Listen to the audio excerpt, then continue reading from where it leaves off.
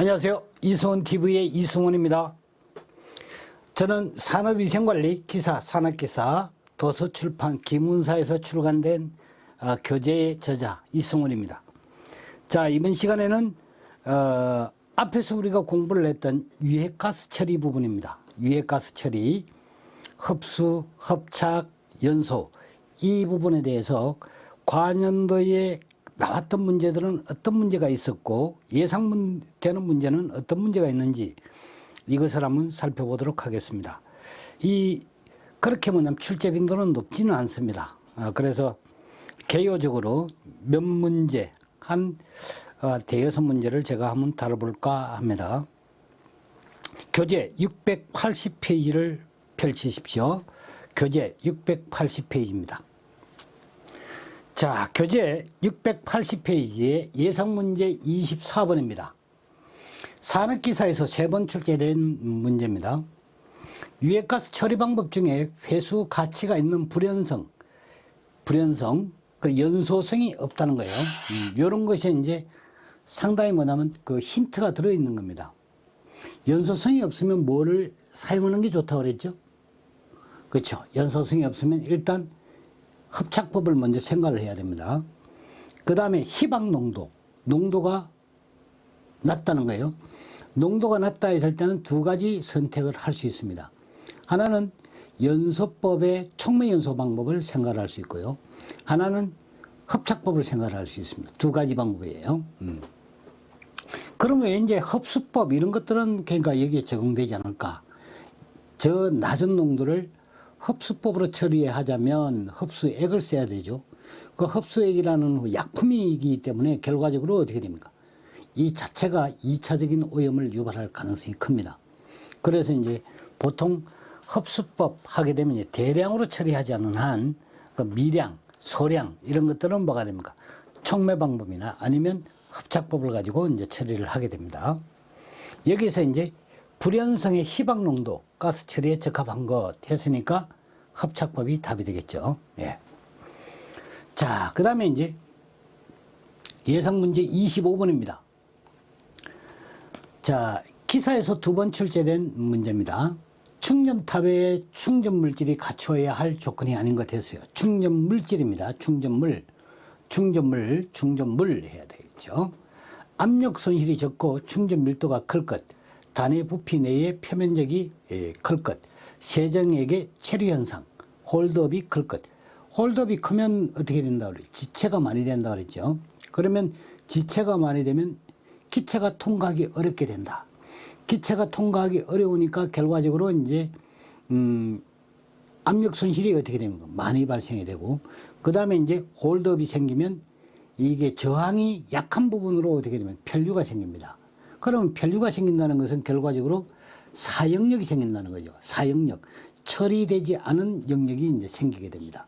그래서 홀드업은 다방면으로 홀드업이 크면 나쁜 영향을 많이 줍니다. 그래서 홀드업이 작아야 됩니다. 대상물질의 부식성이 작을 것. 그래 여기에 이제 틀린 것, 조건이 아닌 것 했으니까 3번이 답이 되겠죠.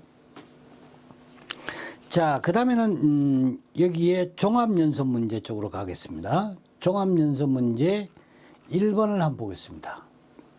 1번을 보겠습니다.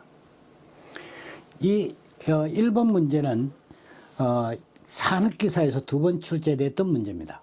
다음 유해가스 처리 제거 기술 중에 가스의 용해도와 관계가 깊은 것은 뭐냐 그랬어요. 흡수 제거법, 저게 답이 되겠죠.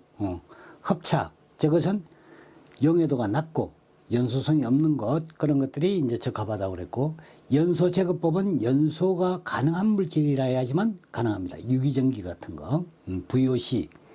그 다음에 이제 희석 제거하는 방법은 사실적으로 희석 제거한다는 것은 말이 안 되는 거죠. 공기를 섞어가지고 유해 물질의 농도를 낮추는 방법이에요. 그럼 배출되는 양은 어떻게 됩니까? 총량은 오히려 어떻게 됩니까? 깨끗한 공기가 들어가서 배출되는 양 자체를 많게 만듭니다. 배출량. 오염 물질의 농도는 오염 물질의 양은 일정 같지만, 그러니까 깨끗한 공기가 들어가서 배기가스량을 많게 했다는 것은 오염가스량을 증가시키는 거예요. 그렇죠? 나쁜 방법이에요.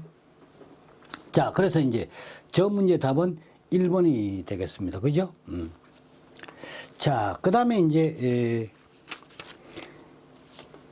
종합연습 문제 4번을 한번 보겠습니다. 여기 4번을 보게 되면 다음 중 B사업장의 도장 부스, 그러니까 페인트 칠하는 부스입니다. 발생된 유기용제 증기를 처리하기 위한 공기정화장치로 가장 적당한 것을 골라라 이거죠.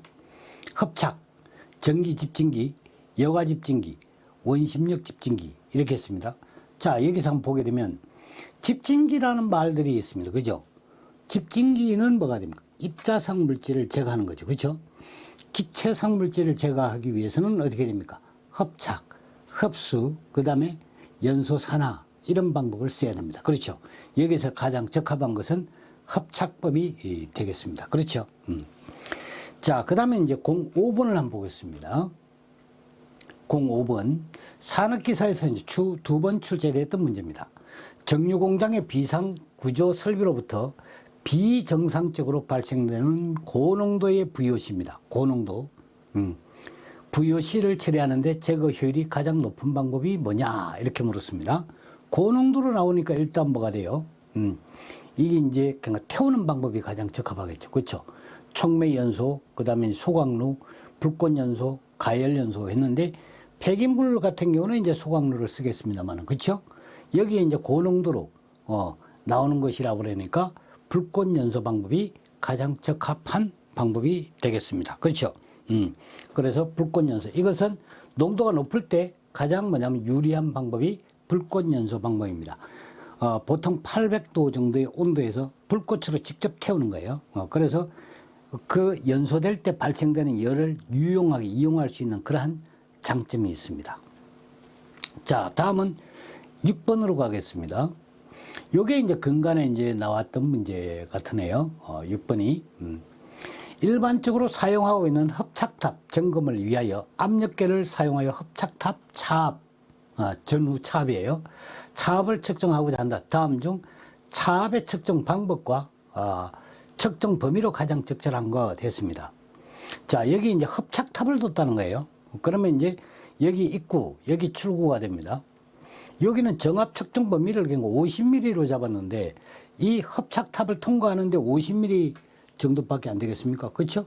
적어도 뭐냐면 200 내지는 500mm H2의 압력 손실이 발생합니다. 그러니까 이거는 측정하는 위치는 맞는데 측정 범위가 틀렸죠. 범위가 틀렸어요. 그 다음에 이제 이 벽면에서 이제 정압을 측정하는 것은 오케이, 맞다는 거예요. 자, 그 다음에 이제 2번을 한번 보게 되면 2번은 정압 측정 범위를 500이라고 그랬습니다. 적절하다 이렇게 봐야 되겠죠. 그 다음에 흡착탑을 중심으로 해서 여기에 뭐냐면 입구, 출구 다 같이 뭐냐면 정압을 측정했어요. 그렇죠. 제가 뭐냐면 장치의 전후의 정압을 측정해서 그 차압을 압력 손실로 본다고 그랬죠. 맞는 얘기입니다. 그래서 2번은 바르게 되어 있다. 3번을 보게 되면 3번 같은 경우는 어떻게 됩니까? 한쪽만 했죠. 그렇죠. 입구 쪽에 뭐냐면 압력만 측정했지 출구 쪽을 뭐냐면 측정하지 않았습니다. 틀린 방법이죠. 그러니 전후 차압을 얻을 수가 없습니다. 그 다음 네 번째를 보게 되면 여기 차압계를 뒀는데 이것도 역시 뭐가 입구 쪽만 했습니다. 그렇죠? 이거는 뭐 정압 범위도 틀렸고 얘는 정압 범위는 맞습니다만은 측정 위치 자체가 어떻게 됩니까? 잘못됐다. 입구와 출구를 똑같이 뭐냐면 정압을 측정해서 그 차압으로부터 압력 강화 내지는 압력 손실을 측정해야 됩니다. 그렇죠? 그래서 답은 2번이 되겠습니다. 여기까지가 이제 중요한 문제가 이제 나왔고, 그 다음에 뒤에 하나 돼 있네요. 산업기사에 최근에 출제된, 앞시험에 이제 출제된 그런 문제입니다. 자, 유해가스의 처리 방법 중에 연소를 통한 처리 방법, 연소 처리입니다. 태우는 방법이죠. 처리 경비가 저렴하다. 저거 효율이 매우 높다. 그러니까 저 연소 처리법은 흡착법하고 다르게 뭐가 됩니까? 이게 그냥 가리는 게 없어요. 그냥 연소가 될 수 있는 거는 모두 어떻게 됩니까? 태울 수 있습니다. 그 다음에 연소가 잘 되지 않는다 하더라도 뭐가 됩니까? 열분해를 시켜버리죠. 그러니까 자체가 연소되지 않는다 하더라도 열분해를 시켜가지고 이게 이제 무해한 성분으로 이렇게 전환을 시킬 수 있습니다. 그 다음에 이제 저농도 유해 물질에도 적합하다. 그 다음에 배기가스 온도를 높여야 한다. 이렇게 되어 있는데 설명이 아닌 것 했습니다. 설명이 아닌 것. 그러니까 여기 지금 배기가스 온도를 높여야 한다. 그랬는데 자, 연소를 통한 그러니까 처리 방법이에요. 배기가스를 온도를 어떻게 됩니까? 안 높여도 되죠. 왜? 이거는 태우면 어떻게 되는 거야? 자체적으로 생성되는 열이 있습니다. 그렇죠? 그러니까 뭐냐면 연소 배기가스 온도가 어떻게 됩니까? 가연 물질이 연소가 되면서 자연적으로 온도가 높아지겠죠. 그래서 제가 해설을 다루는 걸 보시면 배기가스 온도를 인위적으로 높여야 하는 방법은 가열연소나 여기는 연소를 통한 처리 방법이에요. 가열연소가 요 말이 반드시 붙어야 됩니다. 연소라도 뭐냐면 보통 그냥 일반적인 연소 이렇게 이야기를 하면 이건 직접 연소를 말하는 거예요. 예. 그 다음에 이제 여기에 앞에 요 말을 붙여야 됩니다. 가열연소. 예. 이렇게 붙여야지 돼요. 그 다음에 뭐냐면 촉매 같은 경우도 뭐가 됩니까? 촉매연소. 이렇게 붙여주는 거예요. 이렇게 붙여줘야 됩니다. 그러니까 가열연소, 이거는 뭐가 됩니까? 직접 열을 그러니까 한 500도 정도 이렇게 이용한다. 이렇게 봐요. 500도 정도 온도가. 그러면 얘는 뭐가 됩니까? 가열연소 같은 경우는 500도에 도달하지 못하면 어떻게 됩니까? 이거는 바로 뭐가 되면 저걸 해야 됩니다. 배기가스 온도를 높여줘야 돼요. 이게 온도를 뭐냐면 여기에 경유 같은 거 아니면 뭐 됩니까? 등유 같은 거 이런 걸 가지고 뭐냐면 연소를 시켜가지고 배기가스 온도를 이 온도까지 올려줘야지만 이게 이제 열 분해가 일어납니다. 이거는 열을 가지고 분해시키는 거예요. 촉매를 가지고 뭐냐면 연소시키는 거니까 이거는 낮은 온도에서도 할 수 있죠. 그래 이것은 한 300도 정도에서 뭐냐면 처리가 가능합니다. 그래 여기에 이제 저농도 유해 물질에도 적합하다. 이 말은 이 직접 연소하는 이 방법은 농도가 뭐냐면 높았으면 좋겠다. 경제성이 있다 이런 얘기지 저농도에서는 적용하지 못한다 이거는 절대 아닙니다. 아시겠죠? 그러니까 뭐냐면 가급적 농도가 높았으면 좋겠다. 그 다음에 가급적 태웠을 때 열량이 뭐가 됩니까? 높았으면 좋겠다. 그래서 뭐냐면 이 연소로 인해 가지고 생성되는 열이 50% 정도 이 정도 되면 좋겠다 이런 거예요. 이것도 뭐냐면 부족하게 되면 이 그러니까 온도 자체가 왜 그러냐면 너무 희박한 그러니까 물질 같으면 어떻게 됩니까? 아예 애시당초 뭐냐면 그러니까 그 연소 방법을 하지를 말아야지 되겠죠, 그렇죠? 그래서 이제 희박한 연소다. 그러면 이제 일단 생각하는 방법이 두 가지가 있겠습니다. 아주 저농도다 그러면 뭐가 됩니까? 이 방법이나 이 방법 두 가지를 써야 돼요. 이 둘 중에 써야 되고, 그다음 여기서는 지금 뭐냐면 문제에서는 저농도라는 물질에는 그냥 말이 없죠, 그렇죠? 그래서 여기에 뭐냐면 뭐 문제 약간 문제는 있습니다만은 일단 문제는 3번으로 답을 처리를 해야지 될 것 같아요.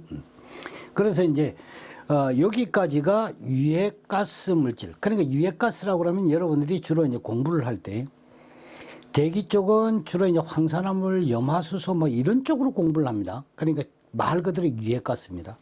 근데 여러분들은 주로 뭐냐면 공부하는 유해가스의 그 범위가 후드로 포집했을 때 나오는 그러한 유해가스 범위를 이야기를 합니다. 그래서 연소 배기가스 처리하는 개념하고 결이 다릅니다. 그리고 공부할 때 대기 형태로 뭐냐면 공부를 하시면 안 되고 주로 뭐가 됩니까? 도장이나 이런 그러니까 VOC, VOC가 주가 됩니다. 그래서 이제 용제로부터 증발되는 그러한 증기 이런 것들이 이제 주 처리 대상이 된다. 유해가스가 그렇게 여러분들이 아시고 공부를 해 두셔야지 되겠습니다. 그 다음에 이제 다음 단원에는 여기 보면 자연 채광 부분이 있습니다. 자연 채광 부분은 그거 몇 쪽이 안 됩니다. 그래서 그 뭐 조명의 이제 럭서 부분하고 그 다음에 채광 부분이니까 그게 이제 뭐 자연 채광이니까 천공광 그러니까 햇빛을 얘기합니다.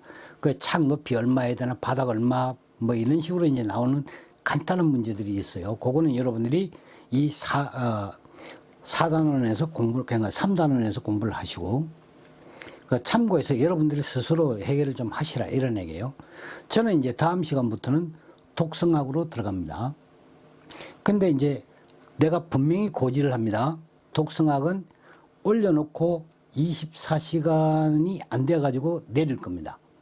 그러니까 이거는 제한적으로 하는 겁니다. 그러니까 1일 이전에 뭐냐면 딱 그러니까 제가 그건 올렸다가 바로 뭐냐면 삭제를 해버릴 거예요. 그래서 여러분들이 왜 그러냐면 이게 저도 이제 정보거든요. 외부로 이제 쉽게 유출돼 가지고 이것이 뭐 떠돌아다닌다든지 이런 게 뭐냐면 저도 이제 염려스럽습니다. 그래서 제가 이제 선택해 주는 문제는 50문제에서 60문제 정도 제가 이제 찍어 드리는 겁니다. 찍어 드리고 거기에 대해서 이제 해설을 달아 드리고 그다음에 교재에 있는 문제를 추천해 드립니다. 그래서 반드시 이제 교재를 여러분들이 같이 가지고 공부를 하셔야 되겠고, 그 다음에 이제 PPT 작업은 없습니다. 없고, 그 다음에 이 강의 내용을 올리고 나서 반드시 뭐냐면 24시간 이내에 내리겠다는 거예요. 그러니까 여러분들이, 조금 불편하시더라도 뭐 저한테 뭐냐면 좀 그러니까 미리 내가 공지를 하니까 그래서 알림을 해놓거나 이렇게 해가지고 꼭 제 시간에 보시도록 그렇게 하십시오. 제가 이제 실시간을 했으면 좋겠는데 실시간 하는 것도 뭐냐면 제가 막 허둥대고 혼자 촬영하다 보니까 그것도 문제가 많습니다. 그래서 그 방법을 선택하기로 했습니다. 그래서 여러분들이 양해 좀 하시고 꼭 그러니까 올리고 나서 24시간 이내에 하루 이내에 그래 하루 이내니까 이게 뭐냐면 18시간이 될지 아니면 10시간이 될지는 모르겠습니다. 그러니까 제가 봐서 뭐냐면 이 정도면 어느 정도 공부하실 분은 공부를 했다 하게 되면 바로 내립니다. 그리고 이제 또 하나 이제 공지해야 되는 사항은 지금 뭐냐면 4월 달에 그러니까 시험 대비를 하고 있습니다. 4월 1차 시험이 그러니까 임박해 가지고 4월 여러분들이 1차 시험을 치고 나면 바로 뭐냐면 여기에 있는 모든 자료 중에서 쪽지 학습을 제외하고 나머지는 전부 다 뭐냐면 파괴를 합니다. 그러니까 일단 내리겠다는 거예요. 그래서 그 다음에 뭐냐면 시험 대비하기 위해서 또 그냥 할 때 그때 열지 말지 이거는 이제 제가 이제 한번 고민을 해봐야 되겠고 그래서 바로 뭐냐면 그건 내리고 바로 이제 실기 대비해서 뭐냐면 강의가 진행이 됩니다. 요즘 또 이제 참고 꼭 해주시기 바랍니다. 여기까지 이제 지금 현재 따지고 보면 4단원입니다. 그러니까 뭐냐면 2단원을 합쳐놨기 때문에 그래서 4단원까지 여러분들이 공부하시느라고 애 많이 쓰셨습니다. 여러분들 감사합니다.